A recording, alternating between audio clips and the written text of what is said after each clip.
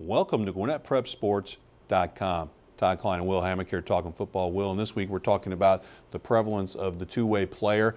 It's become a little bit more specialized in the big classifications, but still a big deal for some of these teams that are trying to be at the top of their game. Yeah, a lot of the top teams tend to be more two-platoon type teams where you're only playing offense, you're only playing defense. And that's still the case for a lot of the big school teams. But in other places where you don't have the talent, you don't have the depth that's ideal to do that, you have a lot of kids that have to play both ways, and those coaches will tell you, you want to get your best kids on the field.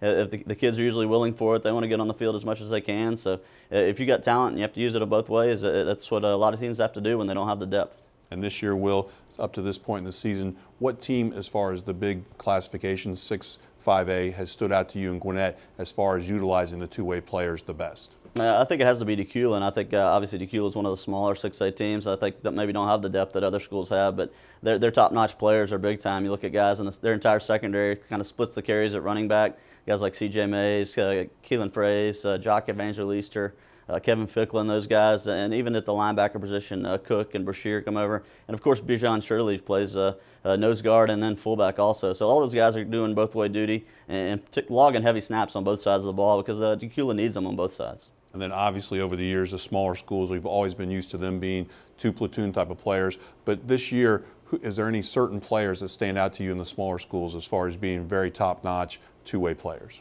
Yeah, I think really you get over to GAC. I think they have obviously their two star players are going to have to do log heavy minutes on both sides of the ball, particularly when they get in these tougher games in the playoffs. Darius Slayton and Mike Abernathy, they're both outstanding defensive backs, but they're also the biggest offensive playmakers for the Spartans. So you're really going to see those two guys come off the field, especially when the tough playoff games are coming up.